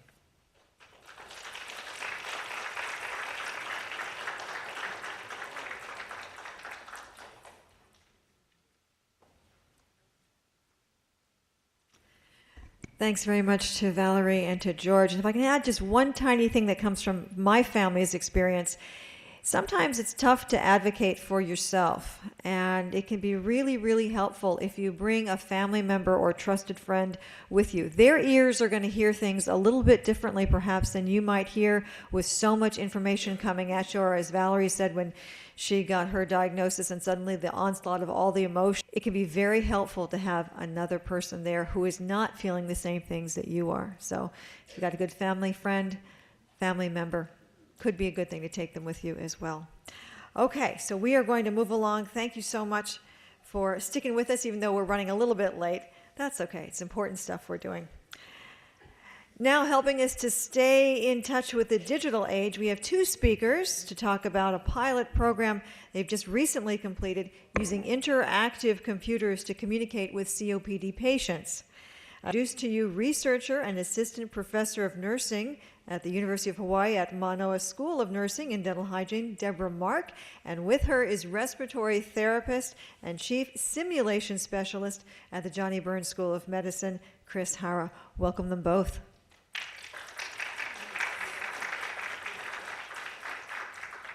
Well, thank you very much for that welcome, and it's a great opportunity to be here to speak with you about our project. And what happened to Chris down there? Okay. Claudia kind of gave us an introduction for this study because the designer of the study is actually Dr. Margaret Neild. And she moved to California after she wrote this study and got it funded. And then Chris and I have had the opportunity to manage it in her absence. She still is involved in it, though. So basically, our study is, let me go back, is the effect of pursed-lip breathing on COPD quality of life. And this is a feasibility or a pilot study that was conducted mostly to if Skype would be a good method for providing pursed-lip training to people with COPD. We also had a Curtis Ikihara. Dr. Ikihara was our computer engineer, so he designed the laptops that went into the participants' homes in a way that made it very simple for them to use. All they literally had to do was open up the laptop, and it pretty much ran itself. So dyspnea is the most frequently reported as well as the most distressing symptom, as you know, for people with COPD. And pursed-lip breathing is defined as a respiratory resistance that is created by constricting the lips. And that's the training that was provided to our participants. And although we know that pursed-lip breathing is effective, we don't find that it's generically or generally given as training to every person that's diagnosed with COPD. So we'd like to spread the word. So the purpose of the study was to explore the feasibility of using the internet to do the pursed-lip breathing training and to also compare the structured training for reducing dyspnea and improving the quality of life for our participants. So the methods that we used was a randomized control trial with a weight control list. Now that sounds very researchy, I know. Basically what we wanted to do was have two groups. We had a group that was called the experimental group that immediately got the training with Chris. And what they did was everybody had an initial educational information about pursed-lip breathing and about COPD. Chris answered many of the questions. And then they spent 1 hour each week over 4 weeks learning how to do pursed-lip breathing. And it was done over Skype or the internet. And they took surveys at baseline at 4 weeks and 12 weeks. What that means by waitlist control group is that the control group only got the initial education. They did the surveys over 12 weeks, and then when they were all done with the experimental or the study part of it, they were offered the option to actually have the intervention with Chris, sort of as a gift to them at the end. Because this was a feasibility study, we only had 24 patients, and actually they were randomized into those two groups, but they were randomized equally such that we ended up with 12 in the experimental group and 12 in the control group. And we did not make a requirement that people had experience with computers. Recruitment was our largest challenge, which is interesting given the numbers of people that were diagnosed with COPD. It took us 2 years to recruit 24 subjects. Oh, now it's going backwards. Oh, sorry. So this is what the setup looked like. Intervention was, like I said, an initial pursed-lip breathing educational session with Chris, and Chris is on your right, and she's actually down at the bottom of the stairs here too. We met everyone at the School of Nursing on campus at the university, and she gave them approximately about 2 hours worth of teaching. And then the computer was set up in their home, and you can see it. I don't have a pointer, but on your right hand side, the webcam is on a stand, which means that that's the visual part of the interaction. The headset is on the right underneath that webcam, and it is for the audio portion of it. And then the laptop in the middle allowed the participants to see Chris, and for Chris to see the participant. That big black box on the left is the internet, or the modem, if you will. So like I said, they had weekly interactions with Chris, registered respiratory therapist. As in all research, we get to do surveys. We get to collect data. We collected the same kind of data from all participants, whether they were in the experimental group or in that waitlist control group. So we did a bunch of surveys at baseline, at the 4-week training session, and then at 12 weeks later. We wanted to see if that training had a lasting effect. We wanted to ask them about their dyspnea reduction, and then those other tools below are really measurements of quality of life. So just to give you an idea, this was an instrument that Dr. Tam actually talked about. There's really only 5 measures on it, although there were 6 there on the slide. We eliminated those that scored 1 on that Medical Research Council or breathlessness scale. And this is how the rest of our participants, even though there were only 24 of them, spread out that. So we had some participants that had little difficulty with breathing or breathlessness, and we had others that had severe breathlessness. Just to give you an idea of the entire sample, because I really want to report the results of all of the participants, we had a range of between 50s and 80 years of age, with the average of 73 years old.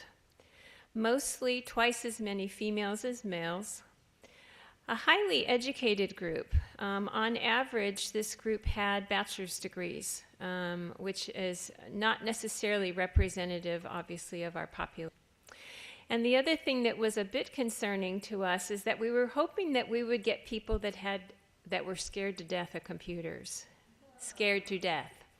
But the majority of our participants chose to join the study actually were very, very comfortable with computers. So just to give you a quick result summary, basically we found out that doing pursed-lip breathing training over the internet works. That's bottom line. And I think that has some serious implications for how we address our rural populations particularly. And we also found improvements in dyspnea management. Now, I can tell you all these things, but I think what's more important is what participants say. And so that's what will be the focus of the end of my talk, and then Chris is going to get up here and do the fun stuff. But anyway, one of our participants said, "I now breathe easier and can do things I couldn't before, like climbing in and out of my son's huge truck. My doctor also noticed the difference." A second participant said, "During a recent move, I went into a panic and was short of breath and wheezing, but I started my breathing exercises that Chris taught her, and it helped me a lot." Another participant said, "Pursed-lip breathing made a big difference for me. I am now able to remain off the expensive inhalation medication and enjoy my daily exercises much more." We got in touch with him just recently, 6 months later, and he says, "I'm still off my medication and using the breathing technique on a daily basis, especially during my morning exercises. I've been able to increase my exercises and feel much better during the day." We also had one participant, I don't have a quote from them, that were able to he was able to return to work as a result of this training. So in conclusion, pulmonary rehabilitation programs, which pursed-lip breathing is a part of, has many benefits for people with COPD at all stages of their disease. The Agency for Research, Healthcare, and Quality just updated their guideline and found that continues to be true, although what the studies have shown, and ours actually did also, is that at the end of the 4 weeks, breathlessness improves. But at the 12-week stage, the benefits of it reduce because people don't practice their breathing exercises or don't use them. So in keeping with this conference, Do-It-Yourself Health, I think the message is that you need to continue to practice what Chris is about to teach you. So what we conclude is that breathing retraining over the internet may prove to be a really important resource for people with COPD when they want to do it yourself. So now it is my great honor to introduce Chris Hara, who is going to teach you all how to do pursed lip breathing.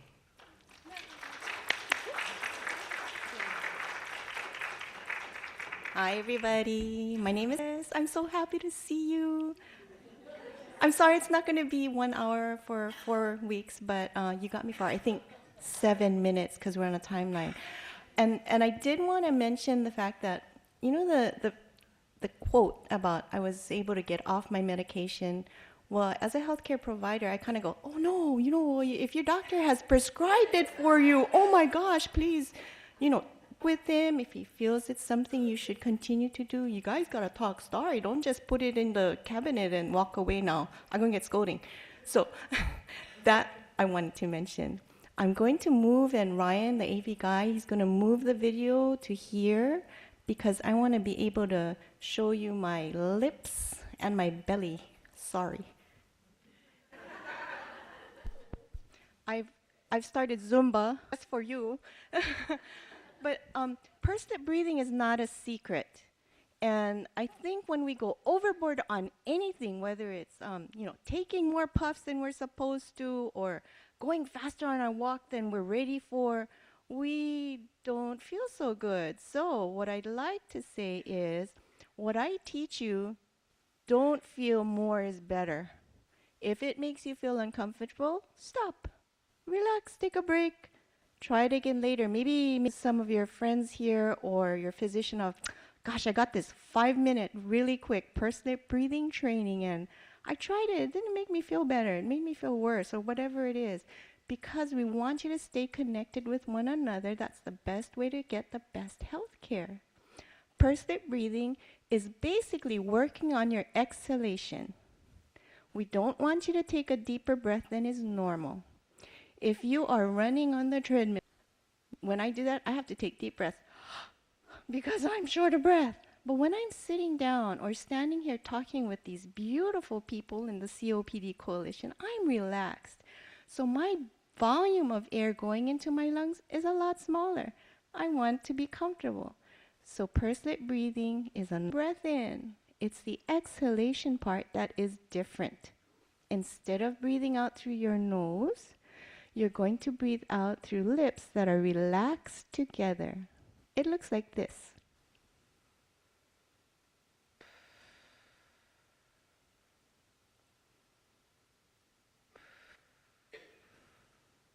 I breathe in when I need to. It's not rocket science, but it's easy to forget if you don't practice. So I'd like each one of you, relax your shoulders. Okay, now don't sit up in your chair. I'm not the teacher that's going to whack you in the knuckles if you're not doing this right.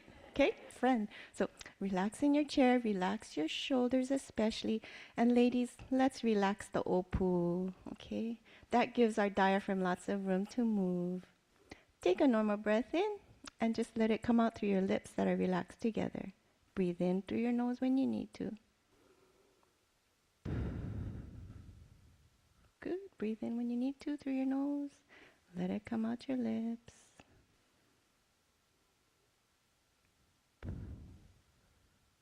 Nice. You guys look relaxed in your shoulders. Awesome.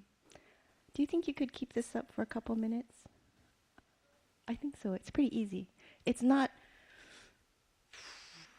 Oh, if I do that for 5 times, I'm going to start feeling a little dizzy because I'm just working too hard.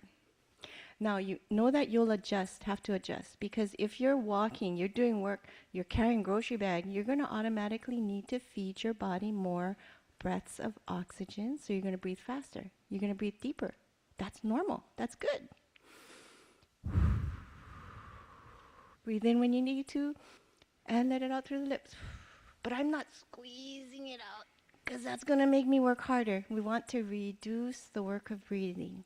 So the more relaxed you can be in your shoulders, your chest, your stomach, the less energy your body is going to need to make those muscles be contracted. That's good for you, because then you can use that energy savings to carry that 5-pound bag of rice that you just bought.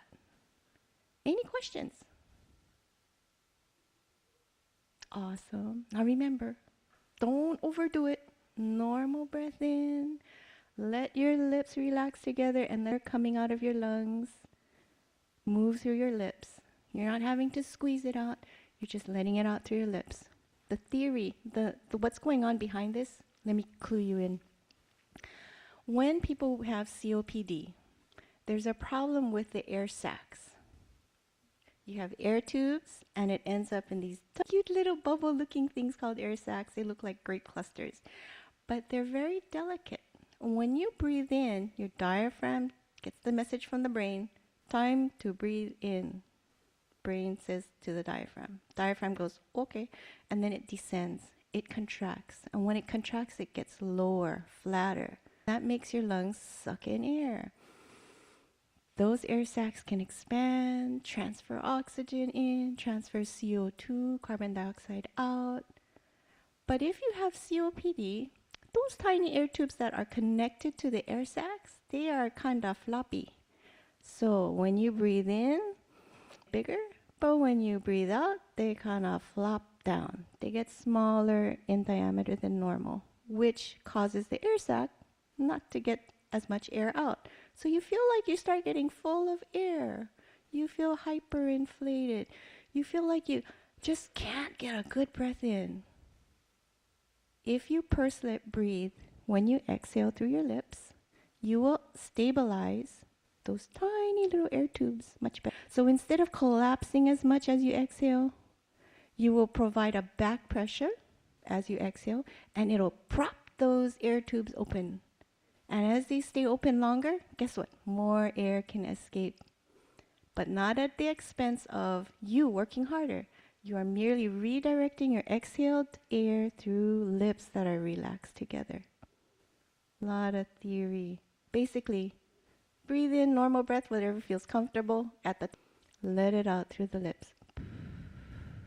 Breathe in when you feel like it, and out through the lips.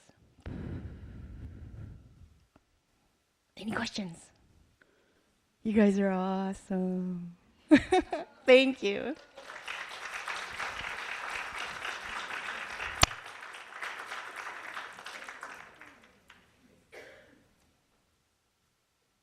I'm so relaxed. Hope you all are too, but not so relaxed so you don't pay attention to our next speaker, because it's somebody who I think you probably all may know. And thanks very much, by the way, to Dr. Mark and to Chris Hara. That was really very good. Now, we're having a mini discussion down here. Okay. While I think we're going to have Dr. Christine Fukui come up and talk to you for a moment. We'll also ask our other speakers to come up as now, and then we'll have a Q&A as promised.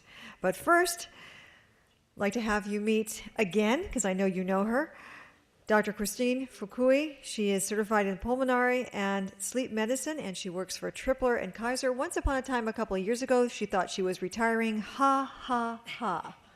Thank you for being here. Where do I press to advance? What do you want to see? Advance here? Mm-hmm. To advance the slides. No, that's the phone. Oh. The slide advance is here. Okay. I'm asking, is it on here? Yeah, it's on the mouse. It's the Oh, mouse. it's on the mouse. Okay, Oh, okay. all right. All righty. So this is a little different. Believe it or not, my trip to Galapagos is related to COPD. Okay. So, but I thought after all this sort of learning, while you're thinking of all your questions, start thinking of your questions. I'm going to give you a little few slides. So this is the ship. This is important. This is the ship on in the Galapagos in August. This is some of the things I saw. So there are these big sea lions and also really cute little sea lions. There's a Galapagos hawk. I'm not a photographer. This hawk was about 2 feet above my head. And we, about 10 or 12 of us, were walking underneath, and he just sat there. He was interested in eating this little bed. Now, this is how everyone got on and off this boat. This boat didn't come into a dock. You had to get into this Zodiac boat, and then they drove the Zodiac to the big boat, and then you had to climb up and down one of these little stairs, okay? So you got into the Zodiac, 12 people usually and a naturalist, and then you climbed up and down. And sometimes it was pretty, like when there were waves, your boat is going like this, and so you have to kind of time when you're gonna get up to the stairs so you can get off. Why am I telling you this? It's because this was one of the passengers. And I saw there the first day, and after a couple days, it's a relatively small group, I got up my nerve and I said, "Can I take your picture?" And because I was thinking of this conference, and she said, "With or without my oxygen?" I said, "With your oxygen. I want this picture with your oxygen," because this is how she was on the entire trip. So now I showed that beginning to let you know how she had to get on and off the boat. And she got on and off the boat because the boat stopped several times a day. And, you know, sometimes she wouldn't get off for certain activities, but I know she got on and off that boat several times. So this is to prove that we were together. This was the picture. And this was her family. So she came with her daughter and the daughter's husband and their 3 children, the 2 boys and the girl. So her whole family was there with her. She probably chose this boat because it had a ship's doctor, who was actually a gastroenterologist that I spoke to. But there was a ship's doctor on board. And there she is on one of the excursions. So she had to get off. We were up this mountain.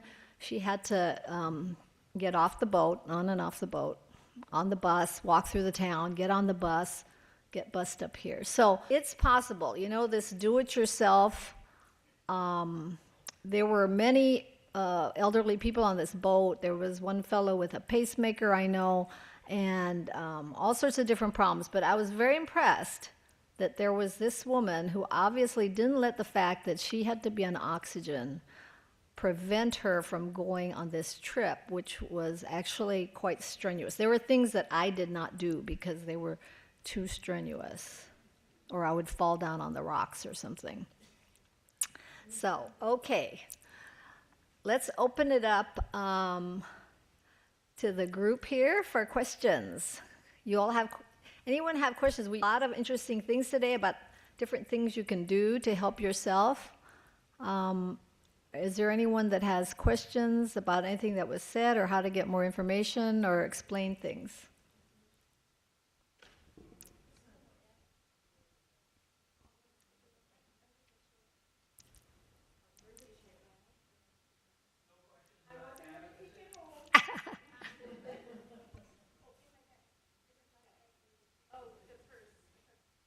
What? Don't be shame. So our famous talk show host is going to walk around and give you the mic and talk and ask a question.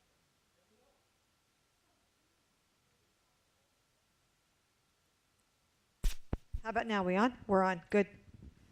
I just would like to get the website address for the Breathe LA from Miss Medina.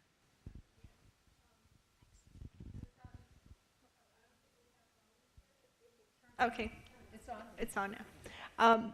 That's www.breathe. Many people tend to forget the E at the end, LA.org. BreatheLA.org. Pretty simple. Okay, next question. Thank you. And for anyone that's interested, on the program, there is the information. On the program, there is the website address for the Learn More, Breathe Better campaign. It's listed as one of the resources in the box in the inside cover. We've got another question. Are you still looking for volunteers on that group where men are outnumbered by ladies? Well, the study is closed, but that say that we won't have another. So look for us in the newspaper, and that was our best actually recruitment mechanism, was through the newspaper. But the study is done. Thank you. Questions? Yes, a question here. First, I want to say hi, Chris. For the breathing exercises and that, are they on YouTube? I mean, I'm just learning about this. I don't, at least I don't have COPD at this time or anything, but, to me, what you're talking about is something that's healthy for just maintain and to, like diet and exercise. But the breathing exercises sound very good, and especially this was mentioned before, that if you overbreathe in that, you can hurt your capillaries or whatever. So I just thought this pursed lip breathing, is it on YouTube or something that you can look at? We did not put it on YouTube, but that's a great idea. I think it's a great idea. We tossed around an idea of doing on email at least, by doing some kind of little ad console, breathe. And then just showing the technique quite simply. That would be a wonderful thing. And I don't, we'll talk about it more with Valerie and the COPD Coalition. And, they have a lot of wonderful information on YouTube. But sometimes the messages are a little mixed, and I don't know if it's because of, it comes secondhand, third-hand knowledge. But excellent idea. Is there a video at all of the breathing technique? I've done YouTube searches and looked at, there are some teaching out there. No, but one that but you've not done. particular to our study. Well, I'm certainly happy to put it on the Hawaii Public Radio website, ours, and mine for the show in particular. So we can see if we can disseminate it that way too, because I know YouTube can be tough to go through and get the right stuff when you want it. And Val put it up, and we can see what we can do. Sure, the American Lung Association would be happy to add it to theirs as well, or at least the Hawaii American Lung. I don't know about anywhere. So we have lots of ways we can disseminate. If you guys actually if you make it, we will show it. Thank you. The reason I asked that is, like you said, there's not secondhand. I mean, I was looking at lymphedema or even like knitting, but am I getting the real information, or is it just someone who is copying but is not getting the right technique? So that's why. Thank you very much. There was another question here. Yes, thank you. How often should you do this breathing? Every day? That's a good question, and I failed to mention it. I mean, 10 minutes, a half hour? I failed to mention that when you say breathing exercises, it's a little bit of a misnomer. It's actually a breathing technique that you utilize when you need it, or you're preparing to do something that you know is going to cause you breathlessness. You can begin to purse lip breathe and then continue that technique as you do that activity. Or something causes you anxiety, and when you get anxious, everything elevates: blood pressure, respiratory rate, heart rate. Well, you can't, many people, I can't moderate my blood pressure and say, blood pressure, come down, heart rate, come down. I can't do that, but I can say, I'm going to breathe slower. That's something that I have control over. So if you're anxious and you can start to moderate your rate by purse lip breathing, gradually getting back to a point where you're more comfortable in your breathing, you can use it effectively for that as well. So practicing more is better, but it's more often, not longer. So 1 hour of purse lip breathing, don't do it. Couple minutes to start with, being relaxed. Every 3 or 4 hours, a couple minutes. Perfect. Or if you watch TV, how many people watch TV? Commercial break. Okay, 1 minute during your commercial break. Great. And it's a reminder to you that there is another tool in my tool belt. I got my physician, I got all my family, I got my pharmacist, I got the medication, I got techniques that I have used before that has helped me, and I got this new pursed lip breathing technique that I've got my lips with me always, 24 hours a day. I can use it. You really need to do a video. I was curious as to how you developed the name pursed lip breathing, because first described, or it wasn't described, it was just mentioned. I thought, okay, I have to learn how to do purse my lips up. But it's not that at all. You know, it's relaxed lip breathing. I like that. But you know how the name sticks? It stuck. And I think it was a very good description maybe on how to show someone in a dramatic way how to moderate your breathing. So, and I think it's lips with an S because you got two lips. But anyway, an interesting point. I love it. Now, I know we've got a bunch of hungry people here, but we have lots of time for questions if you want to take it. Any more questions? Maybe we'll just, then we'll just do a wrap up. Everyone can say. See, once you guys get going. I have a question for Dr. Elizabeth Ham. And you were mentioning the doctors want to know the time between waking and the first cigarette in the morning. And you said because it breaks the fast, but are you guys like looking for something in particular? Oh, no, it's not a fast. It's a fast of cigarettes. You know, when you're at night, usually that's the last cigarette of the day. And then when you sleep, you know, 5, 8, sometimes 12 hours, the nicotine level drops. So when you wake up in the morning, that's the lowest nicotine level. And it's a sign of the addiction. If someone really has to have a cigarette, you know, you ask people, some of them smoke right in bed. They cannot get out of bed. They're that addicted. And like I said, I had actually 2 or 3 patients who had to smoke before getting out of bed, a couple hours before, and then they'd get up hours later. But it's because the nicotine level is lowest in the morning when you wake up. And so you're gauging the addiction, and then maybe some of these people, you really are they're gonna need nicotine replacement as part of it.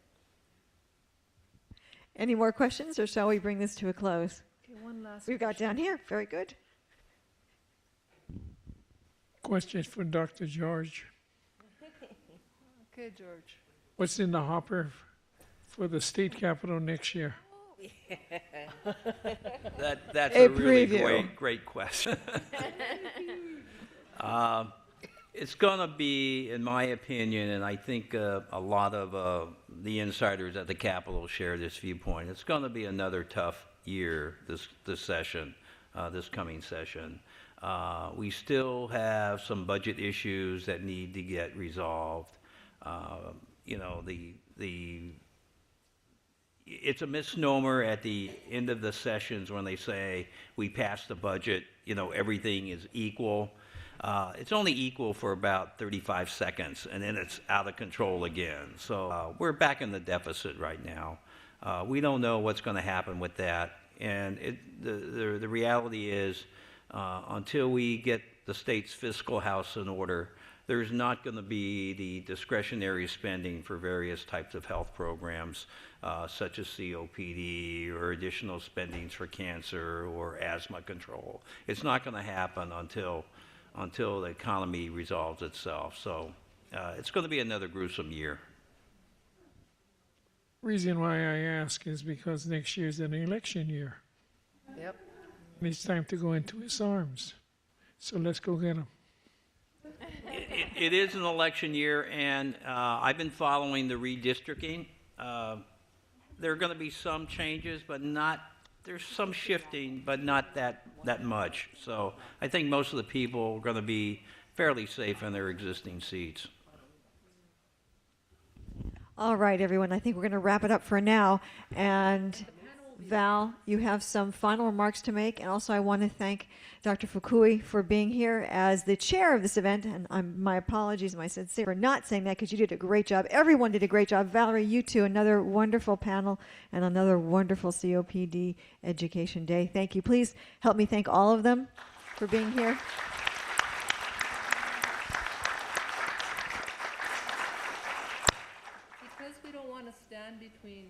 because we don't want to stand between you and lunch, we're just making one more plea to please make sure that all your forms have been turned in. We're going to be doing drawings for lucky prize drawings during lunch. You have to be present to win. The orange forms are your entry.